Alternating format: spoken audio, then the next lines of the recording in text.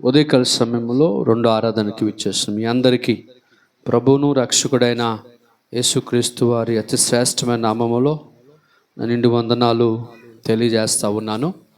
దయచేసి వాక్య భాగాన్ని చూసుకుందాం. అపోస్తుల కార్యాలు 2వ అధ్యాయము 42వ వచనం. వీరు అపోస్తుల బోధయందును సహవాసమందును రొట్టె విరుచుట యందును ప్రార్థన చేయుట యందును ఎడతెగక యుండిరి. పిల్లరా, ఆదిమ సంఘములో లేదా మొదటి శతాబ్దపు సంఘము యొక్క పునాది అపోస్తుల బోధ మీదను, అపోస్తుల సహవాసము, రొట్టె విరుచుట, ప్రార్థించుట, 4 ప్రాముఖ్యమైనటువంటి సంగతులు. 4 ప్రాముఖ్యమైన సంగతుల కొరకు అపోస్తులు బోధించారు, మాట్లాడారు. దానిలో ఒక అంశాన్ని, దానిలో ఒక విషయాన్ని నేను ఉదయకాల సమయంలో జ్ఞాపకం చేయడానికి సిద్ధపడున్నాను. దయచేసి చూద్దాం. సహవాసము. మన ఉదయకాల సమయపు వాక్య సందేశం యొక్క ఉద్దేశము లేదా టైటిల్ ఏంటంటే సహవాసము, ఫెలోషిప్. పులరా, యోబు గ్రంథము 22వ అధ్యాయం 21వ వచనాన్ని చూసుకుందాం. సహవాసము. సహవాసములో ఎలాంటి సహవాసము కలిగి ఉండాలి, ఎవరితో సహవాసము కలిగి ఉండాలి, సహవాసం వలన వచ్చిన లాభం ఏంటి, నష్టం ఏంటి చూసుకుందాం. ఆయనతో సహవాసము చేసిన ఎడల నీకు సమాధానము కలుగును అలాగున నీకు మేలు కలుగును. దేవునికి స్తోత్రం. మేలు కలగాలంటే, నీకు మేలు జరగాలి అంటే, నీకు మేలుకరంగా సమస్తము సమకూర్చబడాలి అంటే ఏం చెయ్యాలో, క్రైస్తవుడిగా, దేవుని బిడ్డగా, దేవుని కుమార్తెగా మనం ఏం చేయాలో వచన భాగంలో రాయబడింది. దాన్ని జ్ఞాపకం చేసుకుంటున్నాం. ఆయనతో సహవాసము చేసిన ఎడల నీకు సమాధానము కలుగును. కుటుంబములో సమాధానం, సంఘములో సమాధానం, భార్యాభర్తల మధ్యన సమాధానం, తల్లిదండ్రులు పిల్లల మధ్యలో సమాధానం, స్నేహితుల మధ్యలో సమాధానం, పనిచేస్తున్న చోట సమాధానం, చదువుకునే చోట సమాధానం, ఏ చోట ఉన్నా సమాధానంతో ఉండాలి. సమాధానం లేక ఈరోజు కుటుంబాలు చల్లా చెదురైపోయి, సమాధానం లేక వ్యాపారంలో నష్టాలు, సమాధానము లేక కుటుంబాల్లో అలజడి. ఏంటి సమాధానం? అందరికీ కావాలి సమాధానం, కానీ ఎలా దొరుకుతుంది? అందరికీ కావాలి మేలు, అందరికీ కావాలి. నష్టం కావాలనుకున్నారు ఎవరో ఉండరు. నష్టపోవాలి వచ్చారా దేవుని దగ్గరికి? చెప్పండి.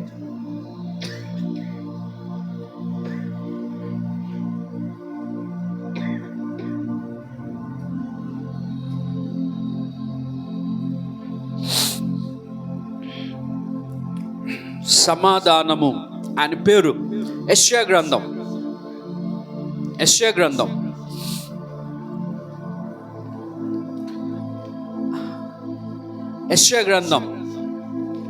6వ అధ్యాయం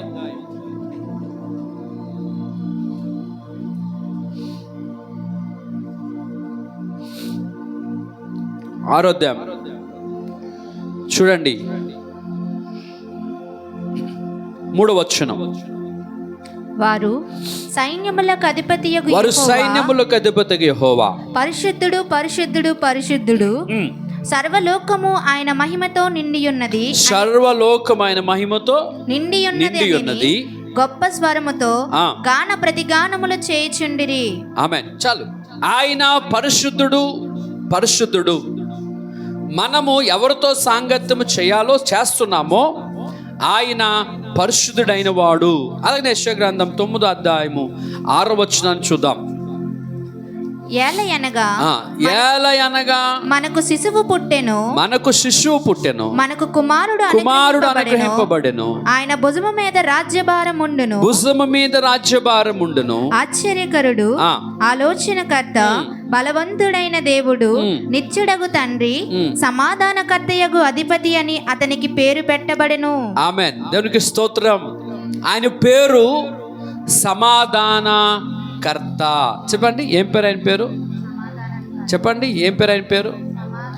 సమాధాన కర్త. మన దేవుడు సమాధానానికి కర్త. ఆయనట అల్లరికి కర్త కాదు. వినండి, ఒక్క మాటని జ్ఞాపకం చేస్తున్నాను. 4 ప్రాముఖ్యమైన విషయాలలో అపోస్తుల బోధ, సహవాసము, రొట్టె విరుచుట, ప్రార్థించుట. దీనిలో ఈ సహవాసము ఎవరితో చేయాలి? మనము సహవాసము చేస్తున్న ఆ దేవుని గుర్చిన ఒక విషయము ఏంటంటే, ఆయన మహాపరిశుద్ధుడు, మహోన్నతుడు, మహోన్నతమైన స్థలములలో నివసించినటువంటి ఆయన దీనులతో సహవాసం చేయటానికి దివి నుంచి భూమికి దిగొచ్చినవాడు, దివిలో ఉన్నవాడు, మహాకాశం మీద ఉన్నవాడు, మానవులను ప్రేమించి మనుషుల దాకా దిగొచ్చినవాడు. ఆయనకు ఒక పేరుంది, సమాధాన కర్త. స్తోత్రం చెప్పండి. ఏం పేరు? సమాధాన కర్త. ఏం పేరు? సమాధాన కర్త. సమాధాన కర్త అయిన దేవుణ్ణి కలిగిన మనము సమాధానము లేకుండా ఉన్నాం. అది బాధాకరమైన విషయం. సమాధాన కర్తన దేవుని ఆరాధిస్తున్న మనం సమాధానం లేకుండా ఉన్నాం. సమాధాన కర్తన దేవుని నమ్ముకున్న మన జీవితాల్లో సమాధానము లేకుండా ఉన్నాం. కుటుంబములో లేదా సంఘములో సమాధానం లేకుండా ఉన్నాం. కారణం ఏంటి? సమాధానము ఉంటే మేలు కలుగుతుంది. సమాధానం ఉండాలంటే ఆయనతో సహవాసము చేయాలి. చదువు యోబు గ్రంథం 20:21. ఆయనతో సహవాసము చేసిన ఎడల నీకు సమాధానము కలుగును, అలాగున నీకు మేలు కలుగును. సమాధానకర్తైన దేవునితో సహవాసం చేసిన ఎడల ఏం కలుగుతుంది? ఏం కలుగుతుంది? సమాధానము కలుగుతుంది. సమాధానము అన్నటువంటి ఆ పదము లేదా ఆ వచనం లేకపోతే ఆ మేలు లేక ఈరోజు నేను ఈ నెలలో 3 సూసైడ్ చూశాను. 3 యవనస్తులు సూసైడ్ చేసుకున్నారు. 3 యవనస్తులు. ఒక అబ్బాయి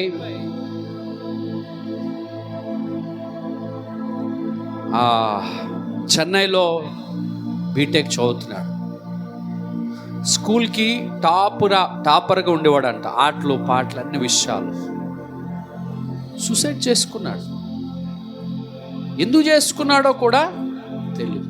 తీరా ఆరాధిస్తే మెంటల్ స్ట్రెస్, మనసులో నెమ్మది లేక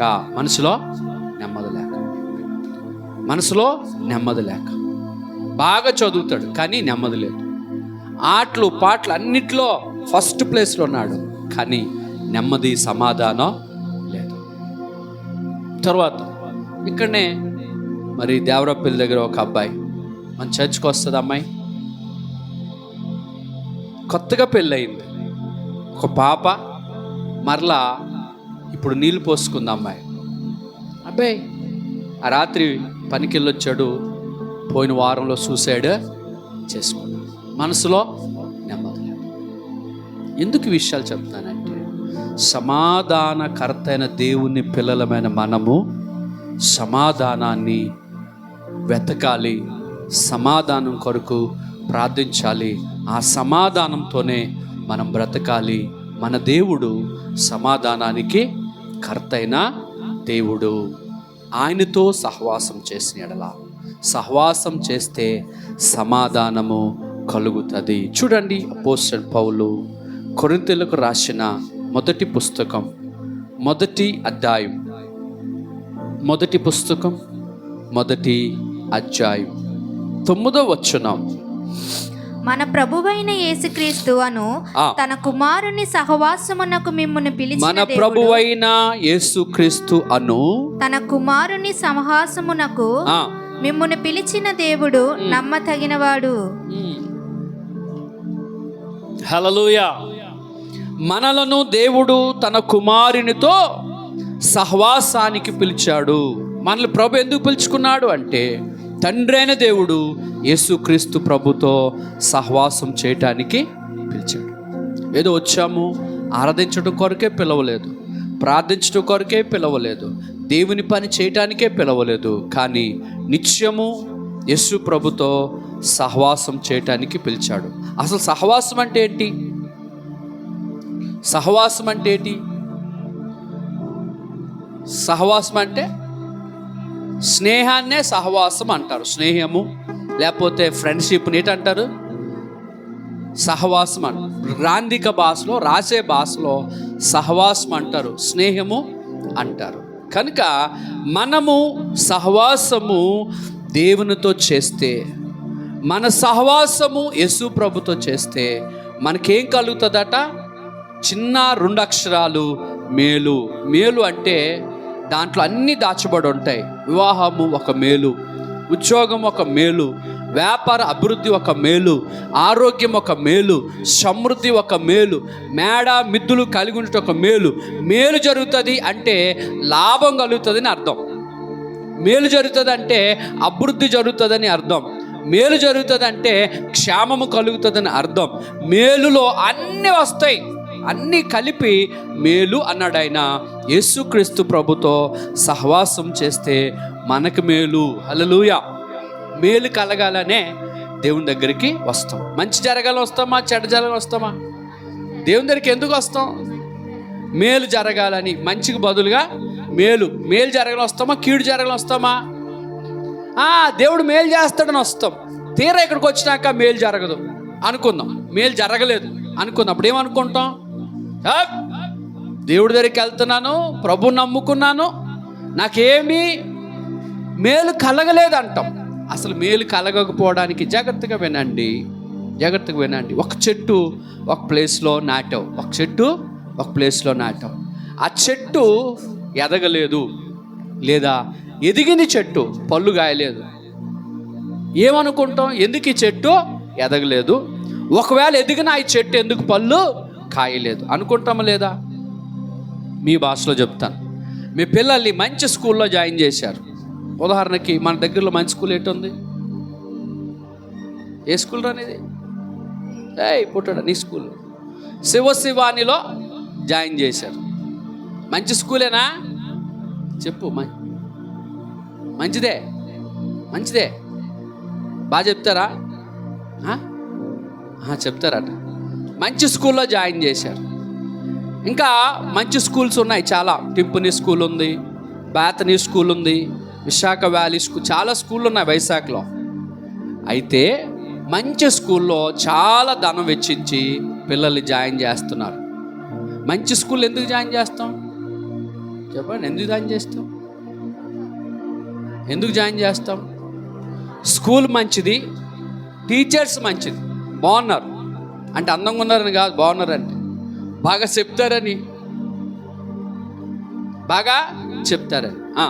జాయిన్ చేసాం. బాగా ఫీజులు కడుతున్నాం, కానీ మార్కులు తక్కువ వచ్చాయి. అప్పుడు పిల్లోని పిలిచి ఏంటంటారు? పిల్లోని పిలిచి, నాయనా ఎందుకు మార్కులు తక్కువ వచ్చాయి అంటే ఆడంటాడు, మా టీచర్ ఒక ఆవిడ రాడండి అంట. ఒకడు బాగా చెప్పడండి అంటారు. ఇలా టీచర్ మీదో స్కూల్ మీదో తోసేస్తుంటాడు. కానీ మనోడు సరిగా చదవడానికి సంగతి హోంవర్క్ చేయడు, చెప్పింది వెండు, నేర్చుకోవడం అని చెప్పడు. చెప్తారా? చెప్పండి. చెప్పరు కదా? చెప్తారా? చెప్పరు. మనం స్కూల్కి వెళ్ళి టీచర్ని అడిగితే టీచర్ అంటుంది అప్పుడు వీడి మీద కంప్లైంట్స్ చెప్తుంది, వీడేమో టీచర్ మీద చెప్తాడు. మొత్తానికి నష్టపోయేది మాత్రం స్టూడెంట్సే. జాగ్రత్తగా వినండి. మంచి దేవుడిని కలిగి ఉన్నాం, మేలు చేసే దేవుడిని కలిగి ఉన్నాం. ఆయన దగ్గరకు వస్తే మేలు జరుగుతుందని తెలుసుకొని వస్తున్నాం, కానీ మేలు జరగలేదు. అప్పుడు ఆలోచిస్తావా, ఆలోచించవా? చెప్పండి. మీకు ఏదో ఒంట్లో బాగలేదు అనుకుందాం, వైజాగ్లో మంచి పేరున్న డాక్టర్ గారి దగ్గరికి వెళ్ళారు. డాక్టర్ గారు మంచి మెడిసిన్ ఇచ్చారు, కానీ తగ్గలేదు. అప్పుడు ఏమనుకుంటావు, మంచి డాక్టర్ వెళ్ళాను, వాళ్ళు డబ్బులు పోసాను, కానీ నాకు వ్యాధి నయం అవ్వలేదు అని ఆలోచిస్తారా లేదా? జాగ్రత్తగా వినండి. ఆలోచనలు ఈరోజు నీ హృదయంలో పుట్టాలి. మేలు చేసే దేవుని దగ్గరికి వెళ్ళాను, సమాధానపరిచే దేవుడి దగ్గరికి వెళ్తున్నాను, స్వస్థపరిచే దేవుడి దగ్గరికి వెళ్తున్నాను, కన్నీరు తుడిచే దేవుని దగ్గరికి వెళ్తున్నాను, నా యొక్క నిందను దూరపరిచే దేవుని దగ్గరికి వెళ్తున్నాను, నాకు మేలు జరగలేదు అని అనుకుంటే, సహోదరి నీకొక మాట చెప్తున్నాను, నీవు ఎవరితో సహవాసం చేస్తున్నావు? నీవు ఎలాంటి వ్యక్తులతో కలిసి నడుస్తున్నావు? నీ సహవాసము వలన నీకు మేలు కలుగుతుంది అన్నదే ఉదయకాల సమయం యొక్క వాక్యోద్దేశం. నీ సహవాసం చూడండి. దినవృత్తాంతాల గ్రంథం, రెండవ దినవృత్తాంతాల గ్రంథం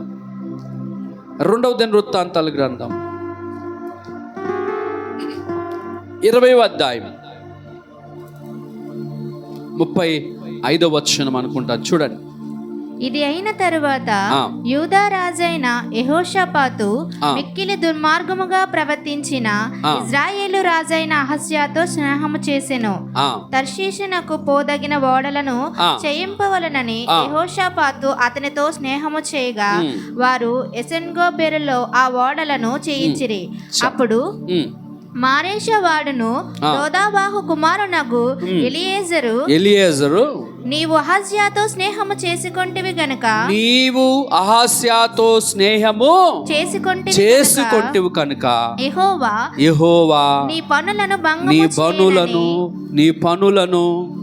భంగము చేయునని యెహోషాపాతు మీద ప్రవచనం ఒకటి చెప్పెను. చాలు. యెహోషాపాతు మీద, రాజైన యెహోషాపాతు ఎవరండి? రాజైన యెహోషాపాతు దుర్మార్గముగా ప్రవర్తిస్తున్నా, అనగా భక్తిహీనుడైన, అనగా దేవుని భయము లేనటువంటి నామకార్థంగా జీవిస్తున్న రాజైన అహజ్యాతో స్నేహము చేసెను. వింటున్నారా? ఇద్దరు రాజులు, ఒక ఆయన పేరు యెహోషాపాతు, రెండో ఆయన పేరు అహజ్యా. ఈ యెహోషాపాతు రాజు దుర్మార్గుడైనటువంటి లేదా భక్తిహీనుడైనటువంటి అహజ్యాతో స్నేహము చేసెను. ఎప్పుడైతే అహజ్యాతో స్నేహం చేశాడు యెహోషాపాతు రాజు, యెహోషాపాతు పనులన్నీ కూడా ఆగిపోయాయి, భంగమయ్యాయి. వింటున్నారా? అసలు యెహోషాపాతు రాజు అహజ్యాతో ఎందుకు స్నేహం చేయాలి? స్నేహం వలన యెహోషాపాతు రాజుకి మేలు కలిగిందా, కీడు కలిగిందా? ఏం కలిగింది? ఏం కలిగిందండి? యెహోషాపాతు పనులన్నీ నిలిచిపోయాయా లేదా? ఆగిపోయాయా లేదా? భంగమయ్యాయా లేదా? నీ పనులు భంగం అవడానికి నీ స్నేహమే కారణం. నీ ఆత్మీయ జీవితం అభివృద్ధి పొందకపోవడానికి నీ స్నేహమే కారణం. నీవు వర్ధిల్లకపోవడానికి మన దుష్ట సాంగత్యము, లోకస్తులతో చేసిన సాంగత్యాన్ని బట్టే మనము అభివృద్ధి పొందలేకపోతున్నాం. రండి, మళ్ళా రండి. యోబు గ్రంథం 22:21. రండి, అక్కడికి రండి. ఆయనతో సహవాసము చేసిన ఎడల నీకు సమాధానము కలుగును, అలాగున నీకు మేలు కలుగును. ఆయనతో సహవాసం. ఇద్దరు వ్యక్తులు, ఒకవైపు దేవుడు, ఒకవైపు దుర్మార్గుడైనటువంటి అహాజ్య రాజు లాంటి వ్యక్తులు. ప్రభు ఎందుకు పిలిచాడు మనల్ని ఎందుకు పిలిచాడంటే యేసుక్రీస్తు ప్రభుతో స్నేహం చేయటానికి. స్నేహం అంటే ఆయనతో కలిసి నడవడానికి. దీని అంటారు సహవాసము. సహవాసము అంటే కలిసి నివసించుట అని అర్థం. సహవాసము అంటే, వాసం అంటే నివసించుట అని అర్థం. వాసము, నివాసము, సహనివాసము, దాన్ని సహవాసం అంటారు. దానిని అర్థం చేసుకుంటే కలిసి జీవించుట, కలిసి నడుచుట, కలిసి బ్రతుకుట. ఎవరితో కలిసి నడవాలి? యేసుక్రీస్తు ప్రభుతో కలిసి నడవాలి, యేసు ప్రభుతో కలిసి జీవించాలి, యేసు ప్రభుతో కలిసి ప్రయాణం చేయాలి. ఆ ప్రయాణము మనకి మేలు కలుగుతుంది. హానోకట దేవునితో కలిసి నడిచెను. హానోకు దేవునితో కలిసి నడిచెను. అతడు కొనుపోబడ్డాడు. దేవునితో సహవాసం లేదా దేవుని నమ్ముకొని ఎవరు చెడిపోరు. ప్రభు నమ్ముకొని ఎవరు నష్టపోరు. ప్రభు దగ్గరికి వచ్చి ఎవరు కీడు అనుభవించరు. ప్రభు దగ్గరికి వచ్చి ఎవరు కీడు అనుభవించరు, ఎవరు నష్టం అనుభవించరు, ఎవరు కోల్పోరు. నేను నా జీవితంలో యేసు ప్రభు దగ్గరికి వచ్చి నష్టపోయిన వారిని నేను చూడలేదు. మేలు పొంది ప్రభు దగ్గరికి రావటం మానేసి వారిని చూశాను, కానీ మేలు పొందకుండగా ఉన్నవారిని నేను చూడలేదు. అలాంటి వారిని నేను కనుగొనలేదు. ప్రియులారా, చూడండి యోబు గ్రంథం 22:22 వచనం, 22:22 ఆయన నోటి ఉపదేశము అవలంబించుము, ఆయన మాటలను నీ హృదయములో ఉంచుకొనుము. వింటున్నారు? ఆయన మాటలను, దేవుని యొక్క మాటలు నీ హృదయములో ఉంచుకోవాలి. దేవుని మాటలు, దేవునితో సహవాసం అంటే ఆయన మాట వినాలి, ఆయన మాటకి లోబడాలి, ఆయన మాటను బట్టి సరి చేసుకోవాలి. ఒక్కొక్కసారి వాక్యం కఠినంగా మాట్లాడతాడు ఆయన, ఒక్కొక్కసారి వాక్యం ద్వారా గద్దిస్తాడు ఆయన, ఒక్కొక్కసారి వాక్యం ద్వారా బుద్ధి చెప్తాడు ఆయన, ఒక్కొక్కసారి నిన్ను బలపరుస్తుంటాడు, ఒక్కొక్కసారి నిన్ను సరిచేస్తాడు. పిల్లలు స్కూల్కి వెళ్ళి మార్కులు రాకపోతే బాబు ఇలాగే కొనసాగించరా అంటారా? చెప్పండి, ఇలాగే కొనసాగించండి అంటామా? ఎవరివైనా 2 తీసి పెట్టి 2 వేస్తాం, కొడతాం లేదా? ఎవరి మేలు కొరకు? దేవుడు కూడా, వినండి, దేవుని స్తోత్రం, దేవుని స్తోత్రం. సమ్టైమ్స్ దేవుడు కూడా, సమ్టైమ్స్ కొన్నిసార్లు దేవుడు కొన్ని సమస్యలను మన జీవితంలో రాణిస్తాడు. దాన్ని బట్టి మనం ప్రభుకి దగ్గర అవుతాం. సమస్య వచ్చినప్పుడు చాలామందికి అర్థం కాని పరిస్థితి ఏంటంటే దేవునికి దూరంగా వెళ్తారు. కాదది. సమస్య వచ్చినప్పుడు దేవునికి దగ్గర వస్తే సమస్య దూరం అవుతుంది. మన దేవుడికి దగ్గర అయితే సమస్య దూరం అవుతుంది. సమస్యకు భయపడి దేవుడికి దూరం అయితే సమస్యలు దగ్గర అవుతాయి. హల్లెలూయా. 2 విషయాలు, ఒకటి దేవుడు, ఒకటి సమస్య. మధ్యలో మనం ఉన్నాం. మనం దేవుడికి దగ్గర అయ్యామనుకోండి, సమస్య ఎలా కనబడుతుంది మనకి? చెప్పండి.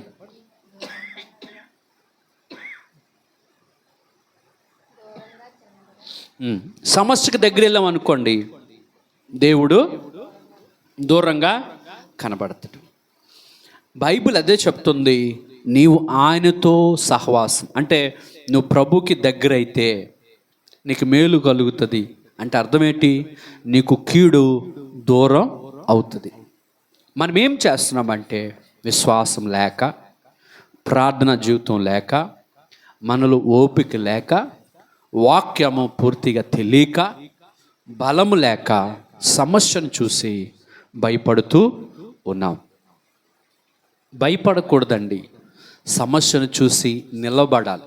స్తోత్రం చెప్తారా? సమస్యను చూసి ఏం చేయాలా? భయపడి వెళ్ళిపోకూడదు, సమస్యను చూసి నిలబడాలి. మీరు ఎప్పుడైనా తోవలో వెళ్తున్నప్పుడు మిమ్మల్ని చూసి కుక్కలు అరిసేయలేదా?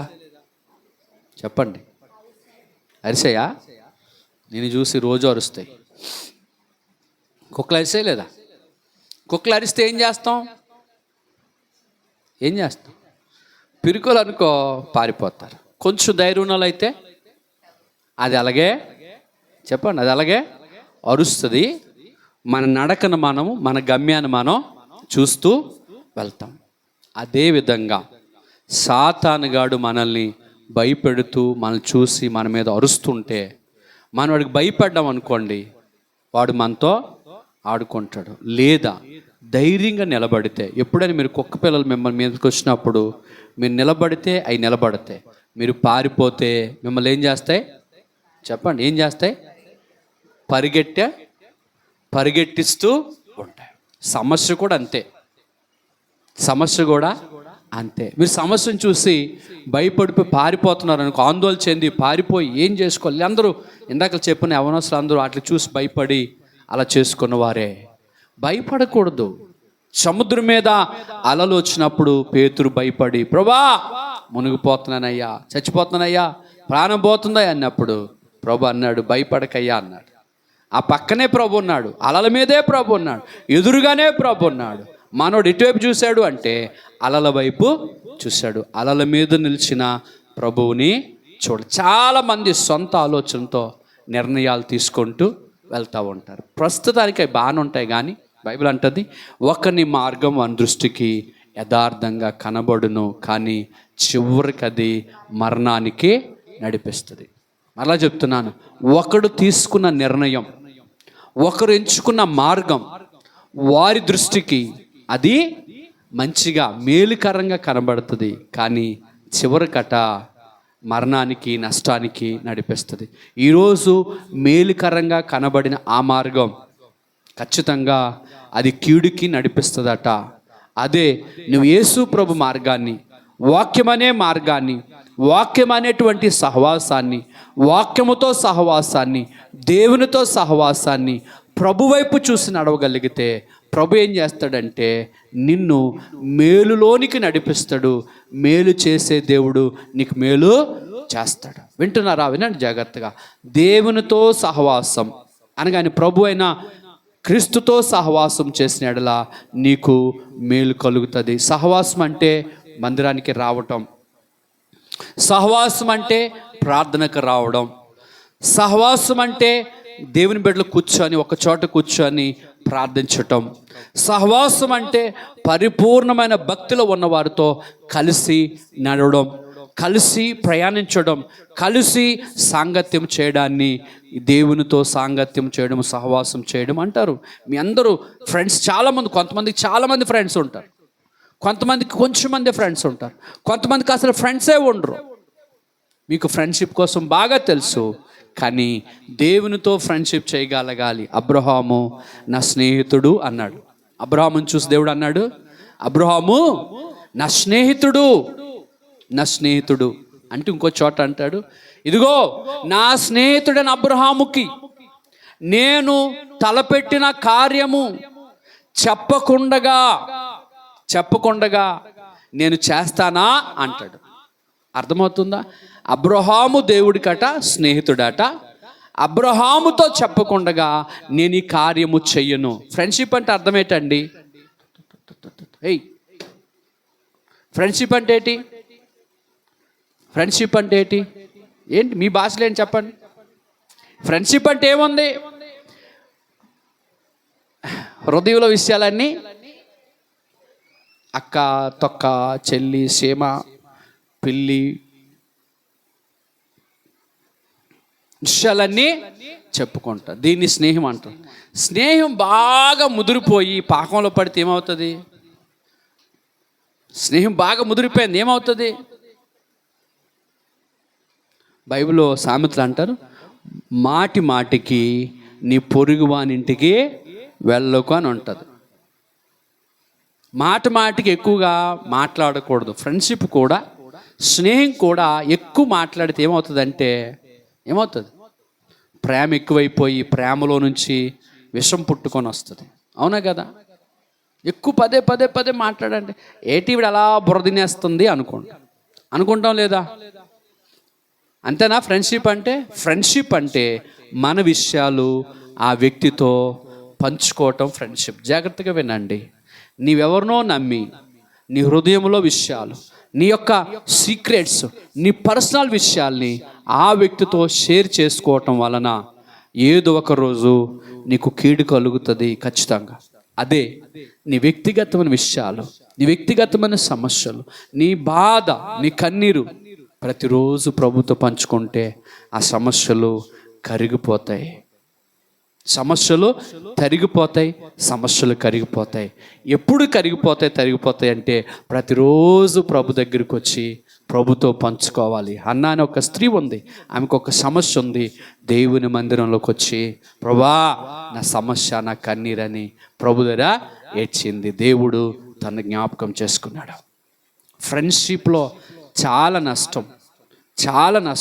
మేలు పొందినవారు నేను చూడలేదు. లోకంలో ఫ్రెండ్స్ని పట్టుకొని, స్నేహితులు పట్టుకొని మేలు పొందిన వారిని నేను చూడలేదు.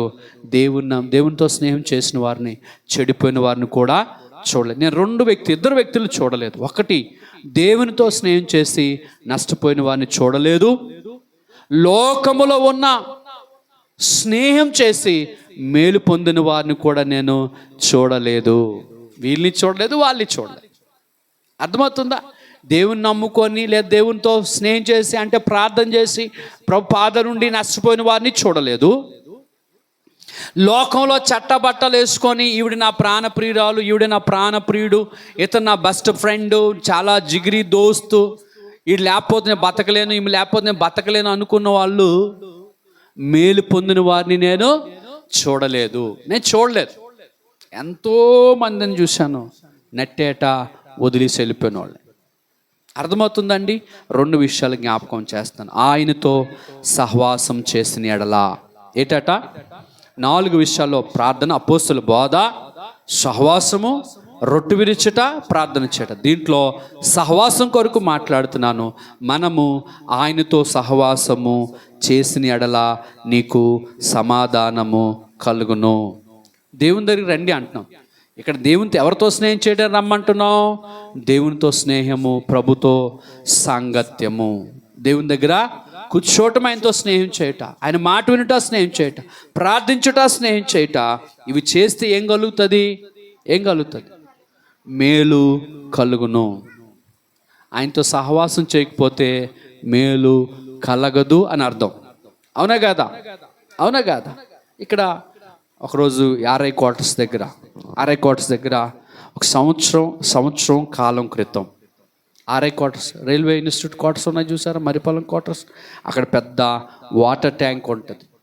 పెద్ద వాటర్ ట్యాంక్ చూసారా? పెద్ద వాటర్ ట్యాంక్ ఉంటుంది. ఒకరోజు రాత్రి అక్కడ క్వార్టర్స్లో ఉన్న ఒక అబ్బాయి, బాగా ఎత్తుగా లావుగా ఉన్నాడు. అబ్బాయి ఇంటికి వెళ్ళి అబ్బాయిని కిందకి తీసుకొచ్చి ఆ వాటర్ ట్యాంక్ దగ్గర చంపేశారు. ఆ మధ్యకాలంలో జరిగింది. ఎవరు చంపేశారనుకున్నారు? ఎవరు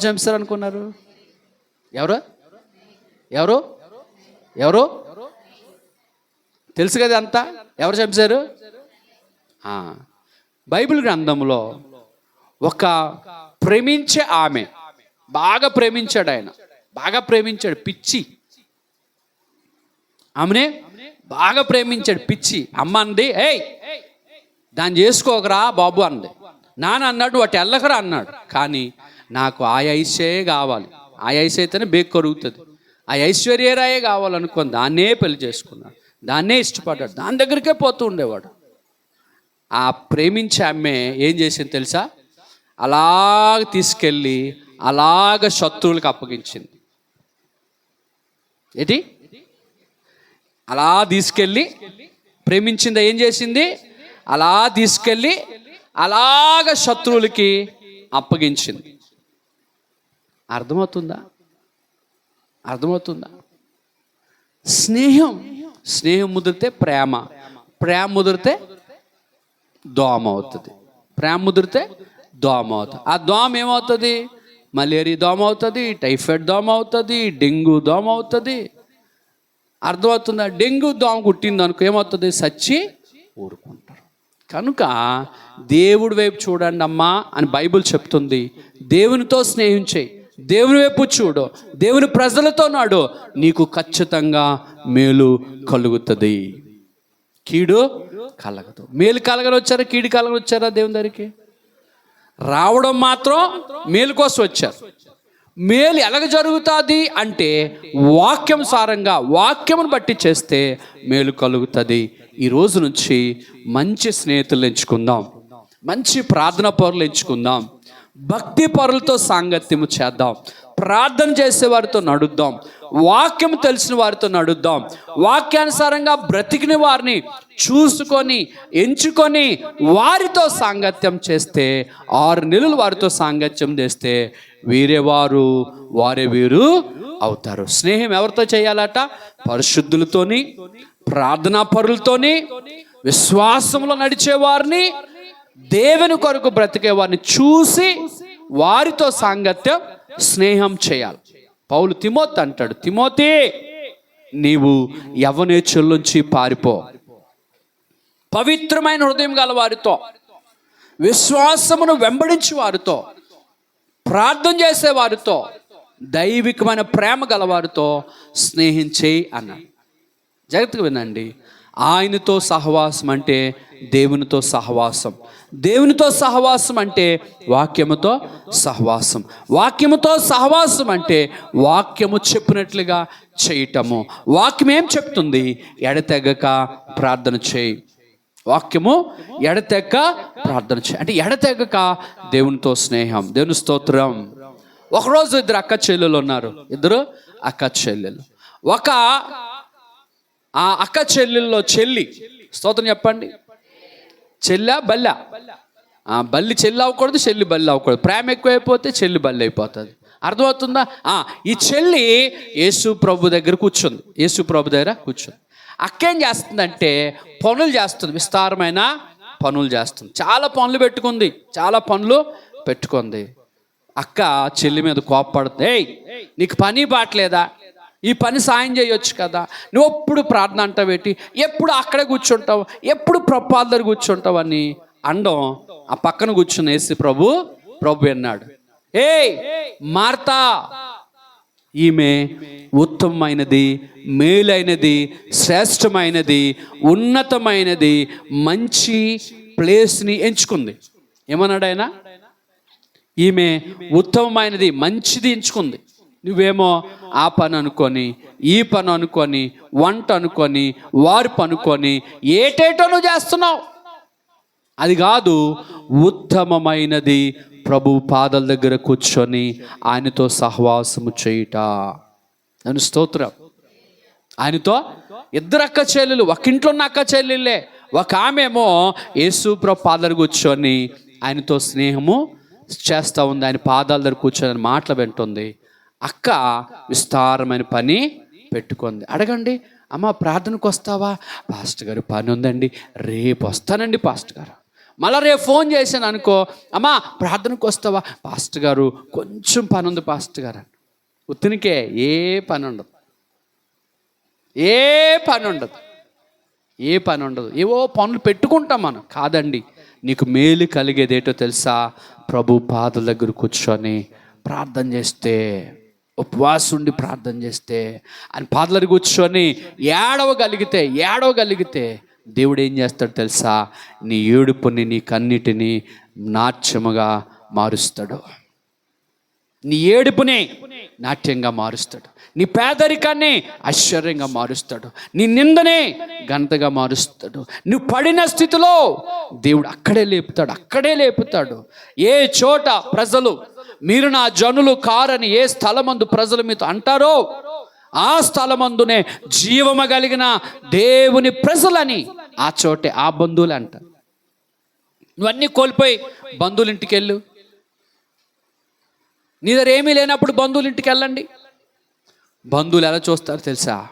చాలా చులకనగా చూస్తారు, హేళనగా చూస్తారు. 100 మంది మధ్యలో నువ్వేమీ లేని దానికి వెళ్ళు, వచ్చిందిలే, చూసి చూడనట్టుగా పోతూ ఉంటారు, చూసి చూడనట్టుగా వెళ్ళిపోతారు, పట్టించుకోలేనట్టుగా వెళ్ళిపోతారు. పర్వాలేదు అనుకున్నా అంటే వాల్యూ అంటే గుర్తింపు లేనట్టుగా చూస్తారు. అదే నీ దగ్గర ధనము ఉంటే, అదే నీ దగ్గర ఐశ్వర్యం ఉంటే, బంగారం ఉంటే, వస్తు వాహనాలు ఉంటే, చెల్లి నువ్వు రాకపోయి నీ దగ్గరకు వచ్చి, నువ్వు పలకరించిపోయిన దగ్గరికి వచ్చి, సిస్టర్ ఇప్పుడు వచ్చారా, మీకోసం వెయిట్ చేస్తాం సిస్టర్, మీరు రండి సిస్టర్, రండి అక్క, రండి చెల్లి, రండి వదినా, రండి పిన్ని, అబ్బా ఎన్ని వరుసలు కలుపుతారో, కలిపి దగ్గరుండి తీసుకొచ్చి కూర్చోబెడదు. నిన్ను బట్టి కాదు సుమా, నీ వెనకాతలున్న ధనాన్ని బట్టి నీకు విలువిస్తున్నారు. కన్నా యేసు ప్రభు నీ ధనాన్ని బట్టి కాదు, నిన్ను బట్టి కాదు, నీ కన్నీరుని బట్టి నిన్ను ప్రేమించి నిన్ను ఒక స్థాయికి తీసుకెళ్తాడు. నా ప్రభు వేరు, నా యేసయ్య వేరు, నా యేసయ్య ఆలోచన వేరు, ఉద్దేశాలు వేరు, మన పట్ల అనుకున్న ప్రేమ వేరు. ఆయనతో స్నేహం చేస్తే ఆయన ఐశ్వర్యవంతులను చేస్తాడు. ఆయన దావీదు అన్నలందరూ జాబుల్లో బిజీగా ఉన్నారు, 5 నిమిషాల్లో ముగిస్తాను. అన్నిలందరూ దేనిలో బిజీగా ఉన్నారు చెప్పండి. ఒక ఇంట్లో 8 మంది పిల్లలు, 8 మంది పిల్లలు, 7 అన్నయ్యలు. ఎంతమంది అన్నయ్యలు? 7 అన్నయ్యలు. Busy with business, busy with job, busy with family, busy with things. నచ్చిన పనుల్లో అన్నలందరూ బిజీగా ఉన్నారు. పాపం ఈ దావీదు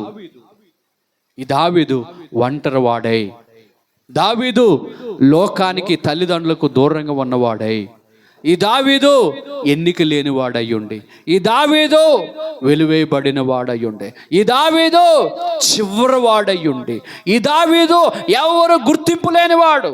అందరూ ఈ మిలిటరీలోన ఆజానుబావుల్నే చూస్తూ ఉన్నారు, అందరూ వారి మీదే మనసు పెడతా ఉన్నారు. దావీదు అన్నవాడు లేడు అనుకున్నారు కుటుంబంలో. ఆ కుటుంబంలో కడసరివాడు, కడమవాడు, చివరివాడు ఒకడు ఉన్నాడండి అంటున్నాడు తండ్రి అయినటువంటి యెషయి దైవజనుడైనటువంటి సమూయేలు అడుగుతున్నాడు, అయ్యా ఇంకెవరైనా ఉన్నారా? ఉన్నాడండి, ఒకడు ఉన్నాడులేండి, చివరోడు ఉన్నాడులేండి అని అంటున్నాడు. ఆ చివరోడిని పిలుచుకురాయ్యా అంటే ఆ చివరోడినే కబురు పెట్టారు. చివరివాడు వచ్చాడు. అందరికంటే చిన్నవాడు, ఒంటరిగా ఉన్నవాడు, ఆ యొక్క అరణ్యములో ప్రయాణం చేస్తున్నవాడు, గుర్తింపు లేనివాడు. కానీ ఆ దావీదు లోకానికి కుటుంబానికి దూరంగా ఉన్న అరణ్యములో దేవునితో సహవాసం చేస్తూ ఉండేవాడు. అరణ్యములో, ఆ కొండల్లో, లోయల్లో దేవునితో సాంగత్యం. పగలైన రేయైన ఆ కొండల్లో కూర్చొని రాత్రి పగలు పాటలు పాడుకుంటూ దేవుని సన్నిధిలో అనేకమైన కీర్తనలు రాసి, అనేకమైన పాటలు రాసి, అనేకమైనటువంటి ఉద్దేశాలు తీసుకొని వచ్చి నిత్యము దేవుని సన్నిధి మీద ఉన్న ఆ మమకారం. ఒక చోట ఉంటుంది, దేవుని మందిరం మీద ఉన్న మక్కువ చేత, ఇష్టము చేత, ప్రేమ చేత దావీదు అరణ్యములో. ఒక పాట రాయాలంటే పాటలు రాసేవారికి ఒంటరిగా ఉండాల్సిన అవసరం ఉంటుంది. పాటలు రాసేవారు ఇలా 100 మంది మధ్యలో కూర్చొని రాయరు. నాకు తెలిసి ఏ కొండల్లోనికో, ఏ ఒంటరి స్థలాల్లోనికి వెళ్ళిపోయి ఆలోచిస్తూ ఉంటుంటారు. ఆలోచిస్తారు లేదా? చాలా ఆలోచించగా ఏవో 4 పదాలు వారికి స్ట్రైక్ అవుతాయి, వారికి ఆలోచనలోకి వస్తాయి. దాన్ని తీసి ఒక చోట పెడతారు. మరలా కొంతకాలం అయిన తర్వాత మళ్ళా కొన్ని విషయాలు తీసుకొచ్చి ఒక చోట అన్నీ తీసి ఒక పాటగా రాస్తారు. అవునా కాదా? దావీదు అనేకమైన పాటలు రాశాడు. ఎలా రాశాడంటే ప్రజలతో ఉండి రాయలేదు, ప్రభుతో ఉండి రాశాడు. మనుషుల మధ్యలో ఉండి రాయలేదు. యేసుప్రభు పాదాల అరణ్యములో ఆయనతో సహవాసం చేస్తే ఆయన గూర్చిన ఆలోచన మన మదిలో పడుతుంది. ఆయనతో సహవాసం చేస్తే ఆయన గూర్చినటువంటి ఉద్దేశాలు మదిలో పడతాయి. ఆయనతో సహవాసం చేస్తే ఆయన ఏటో మనకు అర్థమవుతుంది. ఆయన ఏటో అర్థమైతే ఆ ఏటో అని అర్థమైన దాన్ని కీర్తనలుగా రాశాడు. యెహోవా నా కాపరి, నాకు లేమి కలుగదు. ఆ ఒంటరితనములో రాసుకొని వచ్చాడు. ఆయనతో సహవాసం చేస్తూ ఆయన మనస్తత్వాన్ని, ఆయన ఆలోచన విధానాన్ని, ఆయన యొక్క ఔన్నత్యాన్ని కీర్తనల రూపం రాసుకొచ్చాడు. ఇంకో మాట అంటాడు, గాఢాంధకారపు లోయలలో సంచరించినను ఏ అపాయము నా యొద్దకు రాదు. దేవునికి స్తోత్రం. ఏ లోయ? గాఢాంధకారపైన లోయ, శ్రమల లోయ, నిందల లోయ, అవమానాలకు లోయ, ఒంటరితనం అనే లోయలో నేను ఉండినప్పటికీ కూడా ఏ కీడు నా యొద్దకు రాదు. నీవు నాకు తోడుగా ఉన్నావు. దేవుని స్తోత్రం. అవి ఎలాగొస్తాయి అంటే ఆయనతో స్నేహం చేసిన ఎడల. ప్రభు కొరకు బైబిల్లో ఉన్నది అర్థం కావట్లేదు, బైబిల్ విషయాలు చాలామందికి అర్థం అవట్లేదు. కానీ ఇంకొక మెట్టు ఉంది. స్తోత్రం చెప్పండి. ఇంకొక మెట్టు ఉంది భక్తిలో. అదేంటి అంటే నువ్వు ప్రభుతో దగ్గరైన కొలదిగా, దేవునికి సమీపమైన కొలదిగా, దేవునితో సాంగత్యం చేసిన కొలదిగా దేవుడు మరికొన్ని విషయాలు దేవుడు నీకు తెలియచేస్తూ ఉంటాడు. ఆ స్థాయిలోకి నువ్వు రావాలని దేవుడు ఇష్టపడతాడు. 4 విషయాలు ప్రార్థన చేసుకుందాం. రండి 4 విషయాలు జ్ఞాపకం చేసి ప్రార్థన చేసుకుందాం. అపోస్తుల బోధ. 2వది అపోస్తుల చెప్పినట్టుగా సహవాసము, రొట్టె విరుచుట, ప్రార్థన చేయుట. సహవాసం నీవు ఆయనతో సహవాసం చేసిన ఎడల మేలు కలుగుతుంది. స్తోత్రం చెప్పండి. మేలు కలగని వచ్చారా, కీడి కలగని వచ్చారా? మేలు కలగాలి. దేవుడు నీకు మేలు చేయాలంటే, వినండి, దేవుడు నీకు మేలు చేయాలంటే నీవు ఆయనతో సహవాసము చెయ్యాలి. నీవు ఆయన దగ్గరికి రావాలి. నీవు ఆయన వైపు చూడాలి. ఆయన వైపు చూసి నడవాలి. నడిస్తే మేలు కలుగుతుంది. ఆయన వైపు చూడు. ఎన్ని అలలు ఎగుసినా, ఎన్ని సమస్యలు వచ్చినా వాటి మీద నుంచి, వాటిని దాటించి నేను నడిపించుటకు ఆయన సమర్థుడైన దేవుడు. అంతేకాదు ఆ యేసుక్రీస్తు ప్రభుతో సహవాసం చేయటానికి పిలిచాడు. ఆ యొక్క యెహోషాపాతు రాజు అయితే దుర్మార్గుడితో సహవాసం చేశాడు. యెహోషాపాతుకి కీడు కలిగింది, మేలు కలగలేదు. ఉదాహరణగా ఒక రాజును పెట్టాడు దేవుడు మన ముందు.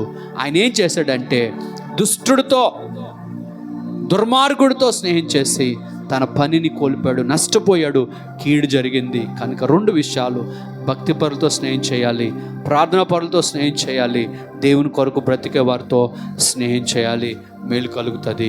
దేవునితో సహవాసం చేయాలి, ఆయనతో సహవాసం చేస్తే మేలు కలుగుతుంది.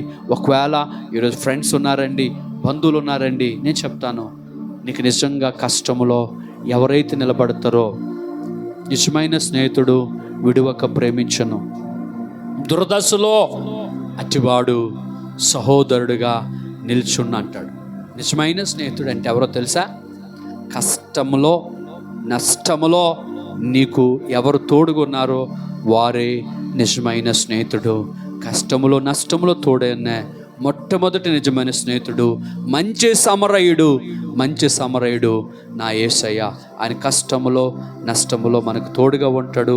ఆయన వైపు చూద్దాం, ఆయనతో స్నేహం చేద్దాం. ఈరోజు బట్టి ఒక నిర్ణయం తీసుకోండి. యవన పిల్లలు, మీరు సమయాన్ని వేస్ట్ చేసుకుంటున్నారు. యవనస్తులారా, మీరు సమయాన్ని వేస్ట్ చేసుకుంటున్నారు, పాడు చేసుకుంటున్నారు. మరలా మీ జీవితంలో సమయం వెనకకి రాదు.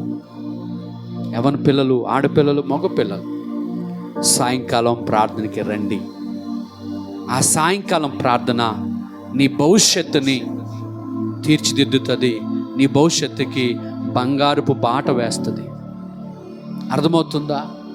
రండి, ప్రార్థన చేద్దాం. ఆ ప్రార్థన నీకు మేలు చేస్తుంది. ఈ కొద్ది మాటలు ప్రభు దీవించి ఆశీర్వదించునుగాక. చిన్న ప్రార్థన చేసుకుందాం. మహాపరిశుద్ధుడు, మహోన్నతుడు, సర్వాధికారి అయిన దేవా, మీకు వందనాలు, స్తోత్రాలు. ఇదిగో తండ్రి, ఈ మధ్యాహ్న కాల సమయంలో సహవాసములున్న మేలు, సహవాసమున్న లాభం, సహవాసమున్న ప్రయోజనం, సహవాసం వలన కలుగుతున్నటువంటి ఆ యొక్క ఆశీర్వాదం తండ్రి ఉదయకాల సమయంలో మాట్లాడావు, చూపించావు తండ్రి. అయా బయలుపరిచావు తండ్రి. సంఘమంతా మీ వైపు చూసి సహవాసం చేయడానికి కృపను దయచేయండి. లోకముతో స్నేహం చేయకుండా ప్రత్యేకపరచండి, దీవించండి.